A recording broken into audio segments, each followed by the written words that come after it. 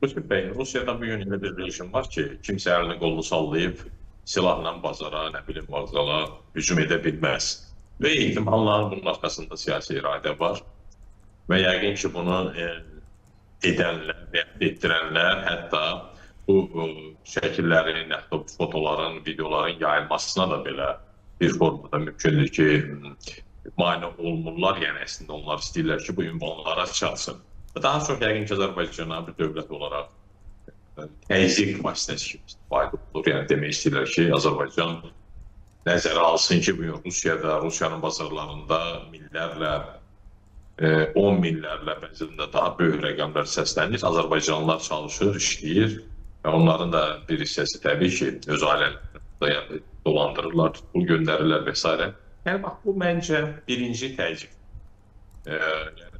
Görünür, o siyasi istəklərini keçirmək üçün bu cürə üsullardan istifadə edir. Digər bir məsələ, belə öz başına quldur, qaçaqlıq edən, nə bilim, rekretliyi edən adamlar Rusiyada bəynənən var. Biz onu xatırlayırıq.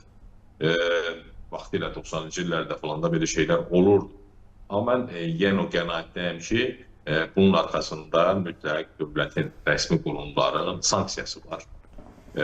Bu, digər bir məsələ ola bilsin, miqrasiya ilə bağlıdır. Yəni, bunlar artıq çalışırlar ki, bir formada bu miqrasiya siyasətinə nəzarət edəsinlər. Çünki anlaşılan odur ki, Rusiyanın o beynəlxalq münasibətlər sistemindəki yeri ölkənin içində də bir sıra korrektləri vacib edir. Yəni, sanki reminləri daha çox bərkitmək, daha çox ölkə daxilinə nəzarəti gücləndirməyə çalışırlar.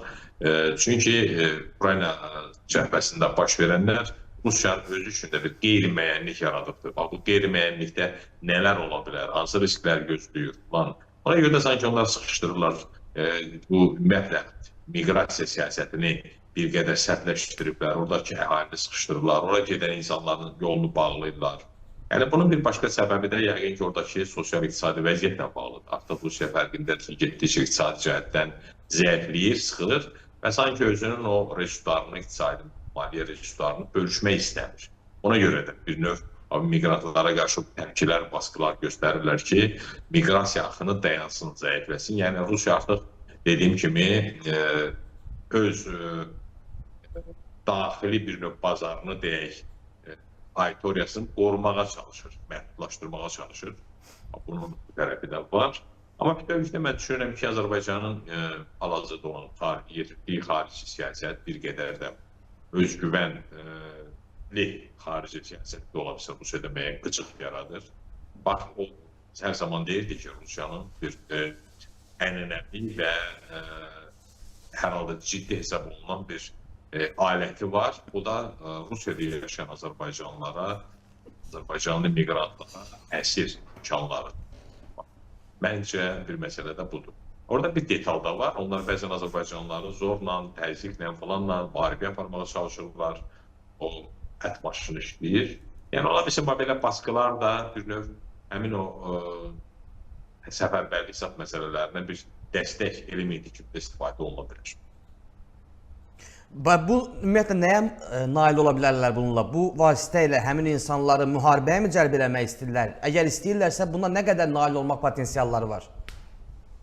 Bildiyim qədər, müəyyən qədər artıq insanlar səfərbərlik edilib. Hətta biz xatırlayırıq bir arada. Türkistandan olan, Azərbaycandan olan miqrantlara qarşı çox qanunsuz, sonraki üsullarla, bəzən də təhqiranamis formalar tətbiq etməklə bunu edirdilər. Amma sonradan məsələ böyüdü, haykü yarandı, etirazlar oldu. Ondan sonra bu prosesi dayandırdılar. Amma indi bu hansısa bir formada yəqin ki, davam edir. Amma əsasən mən düşünürəm ki, indiki mərhələdə bu addımların arxasında yəqin ki, Azərbaycana təzyiq etmək. Son vaxtlar siz də biraz öncə qeyd elədiniz. Məsələn, işğal olmuş Ukrayna ərazilərinin tanınması və yaxud da indi açıq və yaxud da olasın qapalı hansısa başqa şərtlər, başqa tələbləri var və Azərbaycan dövləti də bu məsələlərə beynəlxalq hüququn tələbləri çərçivəsindən baxanda əlbəttə bu yəqin ki, onların xoşuna gəlmir. Onda artıq oradakı vətəndaşlarımıza, insanlarımıza bu təzyiqləri, təpkiləri göstərməklə dolayısıyla dövləti təzyiq etmək istəyirlər və yaxud da ola bilsin hansısa mesajlar verirlər. Bunun məqsədi odur ki, yəni Rusiyanın bir imperiya kimi, güc mərkəzi kimi diktəsi ətrafa yayılmalıdır. Ya onun dediklərini əməl etmək lazımdır, ya da o dövlətlərə də gücü çatmayanda dövlətlərin həm ölkənin arasında yaşayan vətəndaşlarını cəzalandırma imkanları var demək istəyir.